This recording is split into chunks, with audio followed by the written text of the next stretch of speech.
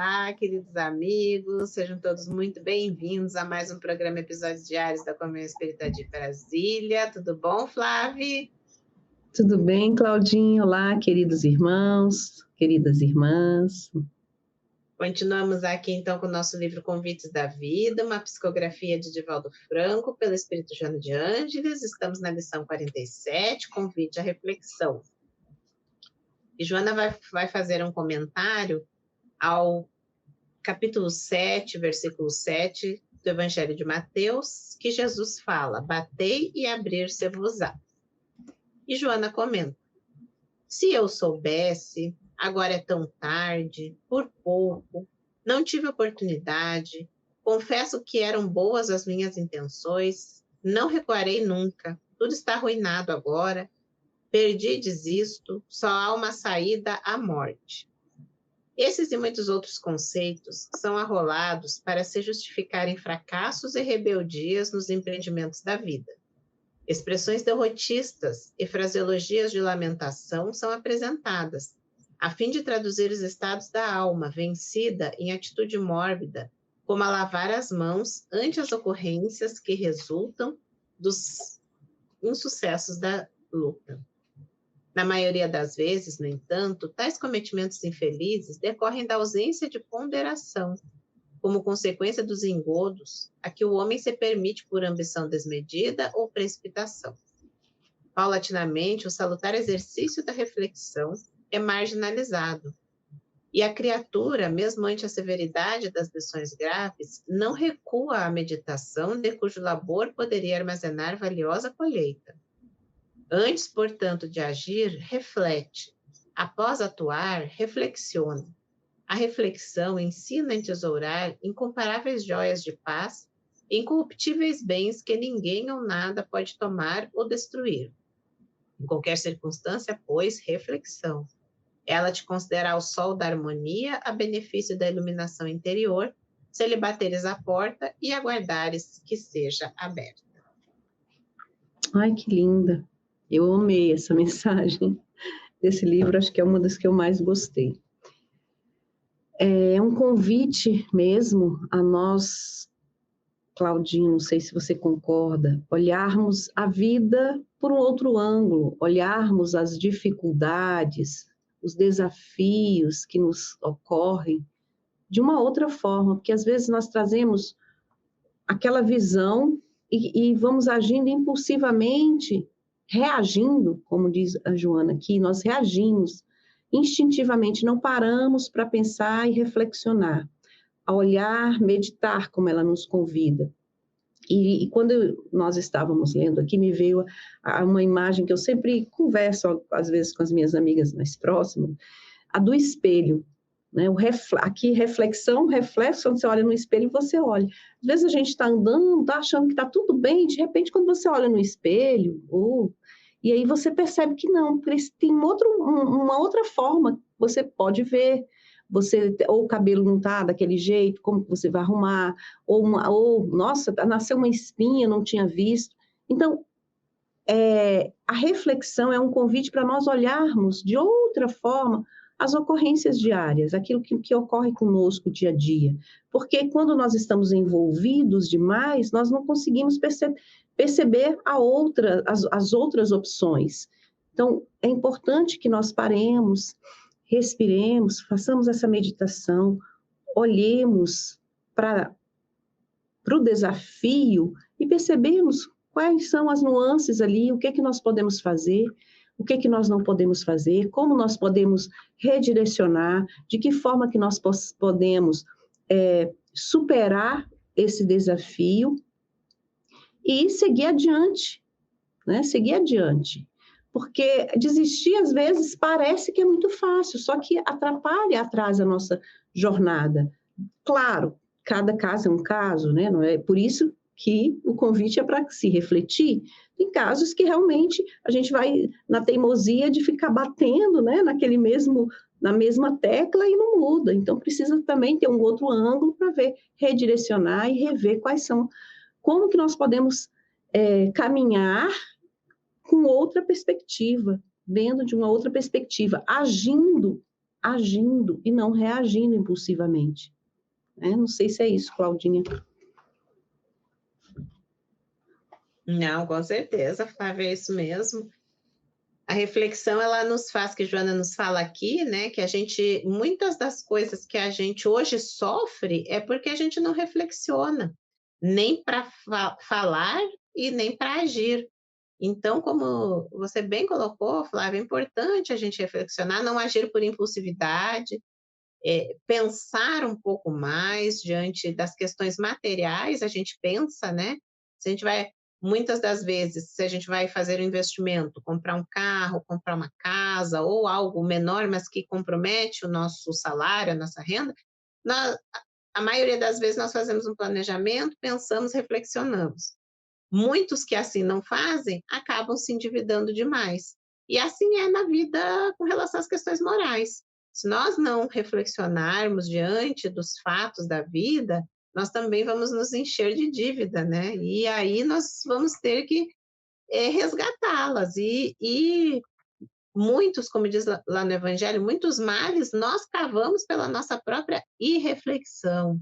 Então, como ela nos fala aqui, reflexão sempre, em qualquer circunstância, como você bem colocou, Flávia, às vezes a gente, nesse exemplo, nós estamos andando e mal percebemos que nós estamos de um jeito ou de outro. Então, é importante, nesse mundo tão cheio de ansiedades, correndo contra o tempo sempre e agindo de ações impulsivas, é importante lembrar que devemos reflexionar antes de falarmos e antes de agirmos, para depois a gente não se arrepender. Não é mesmo, Flávia? É isso. É isso. Até a E é próxima. isso. Até a próxima. Até a próxima.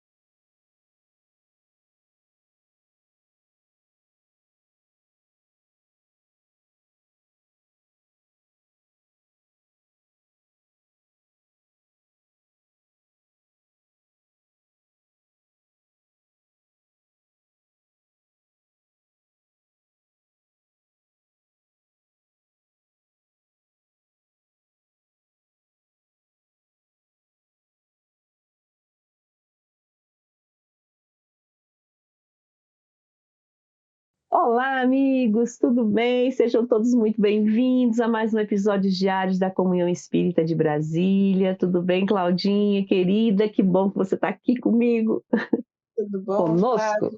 Tudo bom, meninos e amigos? Então, vamos lá, dando continuidade ao nosso estudo, Convites da Vida, uma psicografia de Divaldo Franco pelo Espírito Emmanuel, ou Joana de Ângeles. Estou com saudade do Emmanuel. Brincadeira. Vamos lá. Convite ao recato. Ó, legal. Vamos ver o que diz aqui. Que nenhuma coisa é de si mesma imunda, a não ser para aquele que a tem por imunda, para esse é imunda. Romanos, capítulo 14, versículo 14. Atormentados não conseguem distinguir as fronteiras que existem entre o estético e o ridículo, ultrapassando-as a largos passos, de modo a mergulharem nos fundos fossos da esquisitice. Afirmando a elaboração de uma conduta realista, fingem contestar o passado, alienando-se a princípio das linhas do equilíbrio e, marginalizados, em consequência, estrugem em rebelião anárquica, em avanço irreversível, quase pelos corredores da alucinação. Fisicamente bem modelados, creem os protótipos de novos cometimentos e supõem-se biótipos hoje das futuras formas da humanidade. Alguns são realmente idealistas e sonham com novos padrões de ética e justiça social, de fraternidade e amor, através de cujas fórmulas se beneficiariam todos os homens. Aturdidos, porém, pelo tumulto tecnológico e pela desenfreada luta competitiva na esfera da comunicação, facultam-se fascinar pelas aberrações e chafurdam nos pauis da sexolatria desvairada e da toxicomania infeliz, absolvidos pelo poder de todos os disparates da razão ultrajada. Transformam-se em líderes de outros insanos, padronizam comportamentos e afrontam os valores da dignidade, da honradez, mediante sarcasmos contumaz, desprezo sistemático à ordem e às expressões da saúde moral social. Estão destruindo, apregoam para construir depois. Estereotipados pelos sofismas materialistas, embora aparentem crer em Deus e no espírito imortal, apenas aparentam, pois desmentem qualquer religiosidade mediante a forma de vida, porque deixam-se consumir. A pretexto de modernismo, não te desequilibres. O recato é atitude moral indispensável a uma vida sadia, normal. Não que o traje seja fator de corrupção, ocorre que sua ausência faculta conúbios mentais desditosos entre os que não conseguem ver com discernimento e enseja mais amplas possibilidades de atentados ao pudor. Preconizava o converso de Damasco, na sua memorável epístola aos Romanos, que uma coisa somente é impura para aquele que a tem como tal. Como o espírito humano se demora, por enquanto, nas faixas inferiores de onde procede, em cujos limites, por hora, se compraz, com algumas exceções, fácil lhe é ver tudo através das lentes escuras da animalidade, estimulando-se ao influxo das atrações do sexo em desgoverno a dominar quase todos os departamentos da terra. Não só no trajar, o recato se impõe, nos diversos labores e situações da vida, o recato, a morigeração, a ordem tem regime de urgência para que o homem consiga aurir a porvindoura felicidade que lhe está destinada desde hoje. Esse convite aqui, como todos os outros, é o equilíbrio em tudo que a gente faz, inclusive na forma como nós nos expomos, na forma como nós nos mostramos.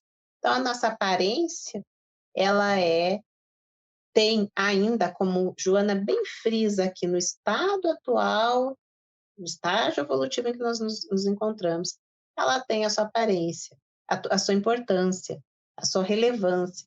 E a própria Joana, no livro Episódios Diários, que a gente já leu aqui, que deu origem ao programa, ela fala, olha, a gente tem que ser discreto, nem chamar atenção pelo excesso e nem chamar atenção pela escassez.